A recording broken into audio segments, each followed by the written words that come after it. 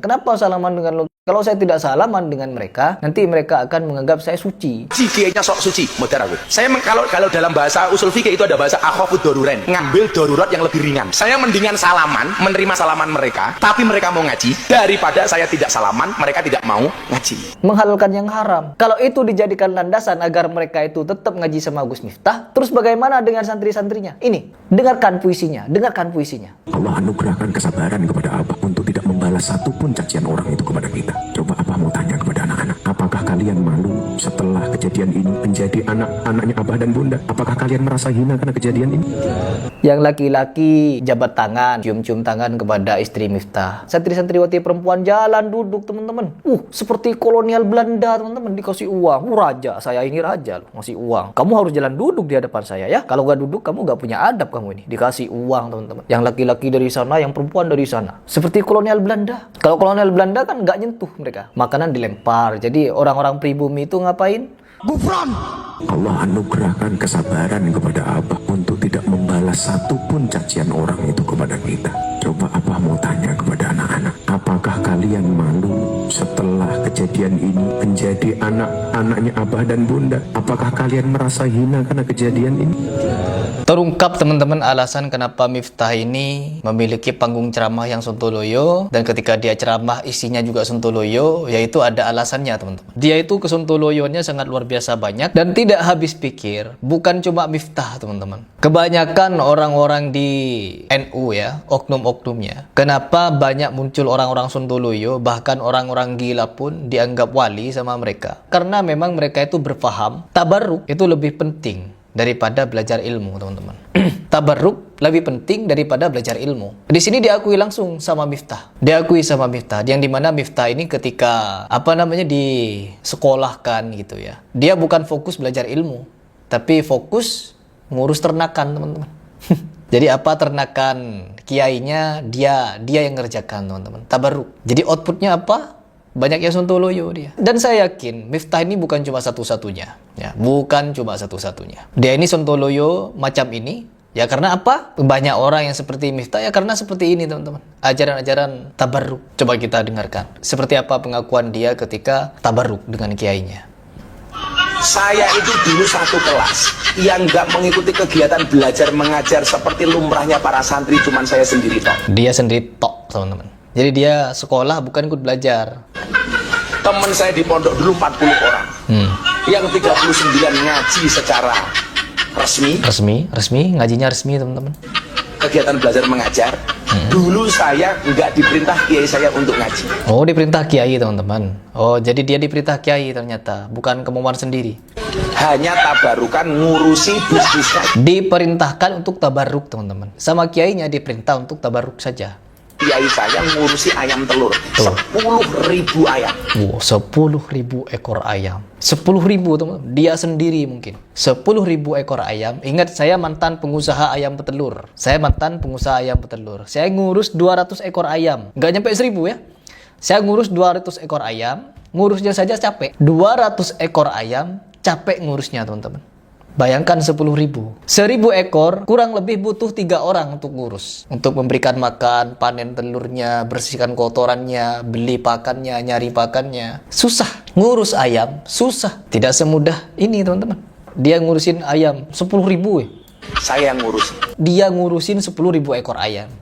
Kalian pengusaha ayam petelur pasti tahu. Jangankan ngurus 10.000, dia ngurusin 10.000 ya. Gak tahu ini dia keroyokan atau dia sendiri. Karena apa? Di dalam kelas 40 orang, hanya dia seorang yang ngurusin ayam 10.000.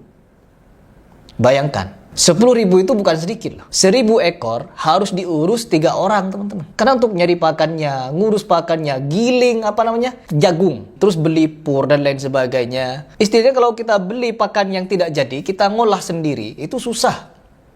Ya, butuh mesin dan nggak bisa sendirian, teman-teman. Kadang 500 ekor itu dikerjakan berdua. 500 ekor ini, apalagi 1.000. Dia nggak, teman-teman, sendirian 10.000 ekor. Entah ini beneran atau hanya dongeng. Ya memang diantara mereka memang banyak yang suka berdongeng. Faham-faham seperti Miftah ini banyak yang jago berdongeng, teman-teman. Ya meskipun mereka bisa nih bahasa Arab. Ya karena memang kita untuk bisa bahasa Arab harus belajar. Orang Arab datang ke Indonesia, belajar bahasa Indonesia, mereka tidak akan langsung fasih bahasa Indonesia, teman-teman. Syekh Ahmed Al-Misri, guru saya, dia belajar bahasa Indonesia pasti kaku lidahnya, teman-teman. Begitupun saya. Saya untuk belajar bahasa Arab kaku juga lidahnya. Tapi bisa dipelajari, teman-teman. Namanya juga akademis, bacaan. Tapi dari segi pemahaman, kita lihat pemahaman dia. Kemarin saja ketika membacakan At-Taubah ayat ke-84 itu. Tapi gak sontoloyo bagi pemuja NU, agama NU ya. Agama NU ini kan sudah jadi agama. Yang tidak NU neraka, teman-teman. Jadi apapun kesalahan di NU benar semua, teman-teman. Habib Umar benar pokoknya bacaannya bagi mereka. Dan kita salah bagi. Jangankan saya, jangankan bacaan Harry Pras. Jangankan bacaan Harry Pras. Ustadz Firanda saja mereka tuduh awam. Bacaan Al-Qur'annya belepotan gitu ya. Belajar Islam lewat terjemahan. Mereka begitu, teman-teman.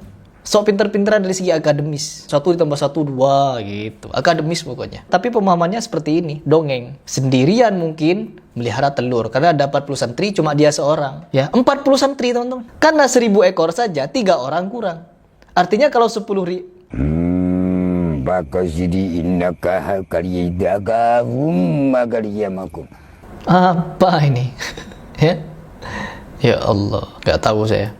Jadi yang lain waktunya habis untuk ngaji, saya tabarukan ngurusi ayam telurnya diri saya.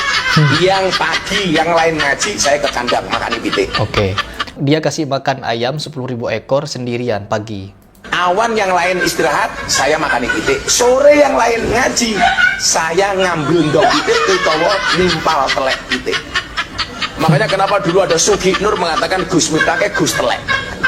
Oh, saya bangga jadi telek. Kenapa? Faktanya nggak ada orang yang berani injak-injak telek.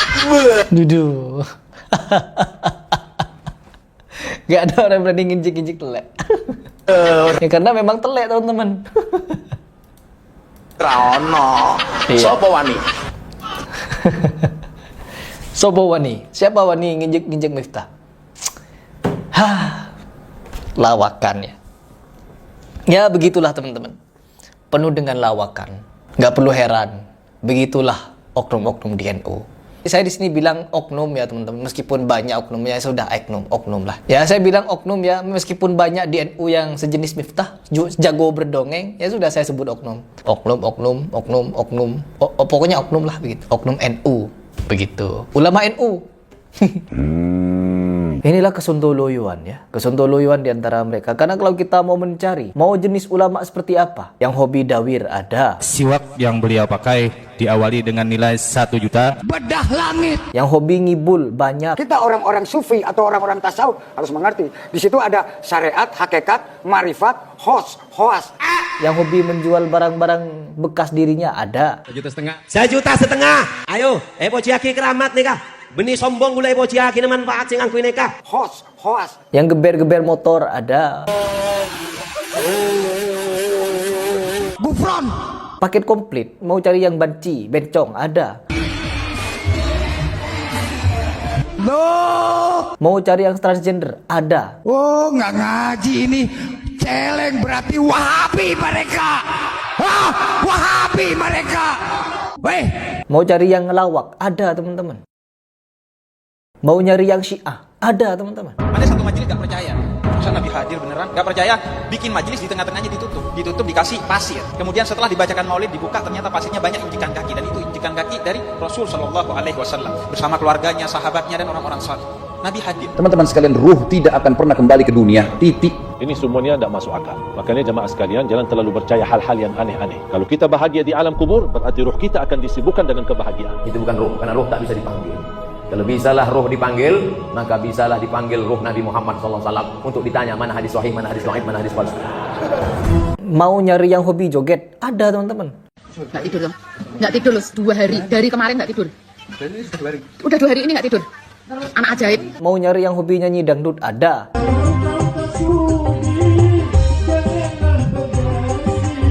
Weh. Yang jual rokok ya, ulamanya jual rokok ada. Yang produksi rokok ada, teman-teman. Mau cari apa? Mau yang ahli joget ada ya. Mau yang ahli joget ada, teman-teman. Berani. Yang penting baik, meskipun kita pakai atribut orang non-Islam, baik itu boleh. Untuk apa? Untuk toleransi. Nabuh rabana berkolaborasi dalam agama, pikul-pikul patung Bunda Maria, karena itu baik, menurut mereka benar. Gufron! Masa mereka mengaku Islam, tapi membenarkan agama lain, mengucapkan selamat atas lahirnya anak Allah. Kiainya ada yang membolehkan. Sudah tercatat lebih mungkin dari 5 orang, ya. 1, 2, 3, 4, 5, 6, 7.